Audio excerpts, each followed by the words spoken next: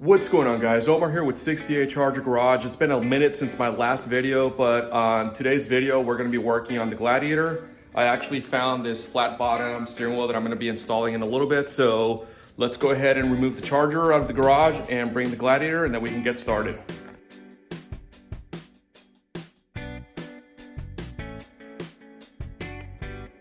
Here is the original OEM steering wheel right here. It's going to get replaced by this guy right here, so I think it's going to look a lot better. And as you can see, it's actually quite a bit thicker, so it's probably going to feel a little bit better when I'm driving down the road, and it does have some awesome like thumb holders and everything. Before starting anything on this Jeep, what I'm going to do is just disconnect both batteries. I'm going to go ahead and let it sit for about 30 minutes. That way I can make sure that everything is fully turned off.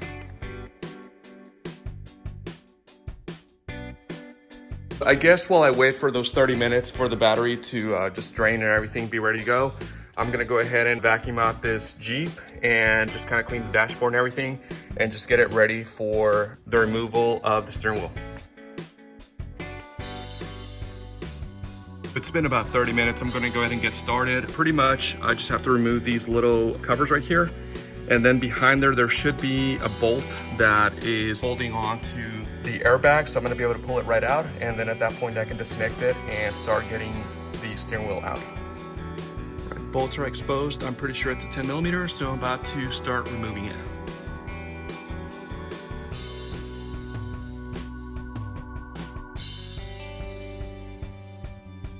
Airbag has been removed. Next thing to do is just remove that steering wheel.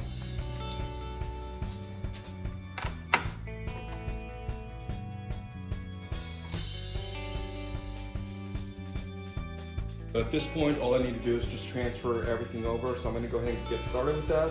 I'm probably just gonna go ahead and speed this up and then get to the end.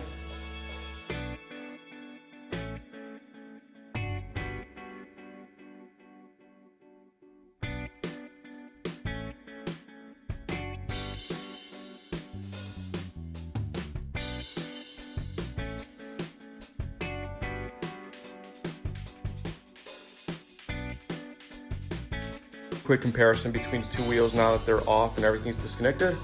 So as you can see, the one in the right is a lot bigger, a lot thicker, and I think it's gonna feel a lot better once it's on the Jeep.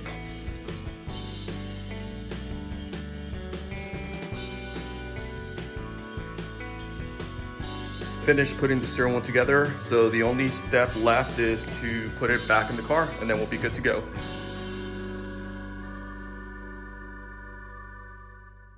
So steering wheel is in. The only thing I have left now is just to put the airbag in. So I'm gonna do that real quick. All right, guys, and there you have it. The steering wheel is installed. I'm about to put the battery back on and then take it for a quick spin to see how it feels. And you guys can ride along with me for that. Probably gonna take a minute for the radio to catch up and load all the pages and everything again, but we'll see. Those are not my usual pages, and currently right now I don't see my off-road pages, so those are probably gonna load in a little bit. So I was fixing to take it on a test drive and I ran into some issues. I realized that the back buttons on the steering wheel controls were not working, so I ended up troubleshooting a little bit. I unplugged the battery, plugged it back in, and still nothing. And then what I ended up doing is I just removed the actual buttons from the back and then plugged them back in. And as soon as I did that, it started working again. So I have the steering wheel buttons working again, and so at this point it's time to take a quick test drive. So it's already dark out, so I'm just doing a really quick drive through around the neighborhood.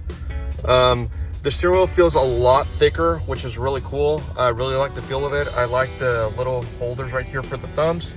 It feels a lot squishier, and at the same time it's a lot more firm and heavier. I really like the way that this feels, and the way it looks is amazing compared to how it used to look. So at this point, I just have to wait for the off-road pages to come back, as well as my XM radio, because that's still out for the moment, the time being. But I was able to get everything else working. And so at this point, it's just a waiting game for everything to reset. So I'm guessing like maybe another 30 minutes or so, and it should be back to normal.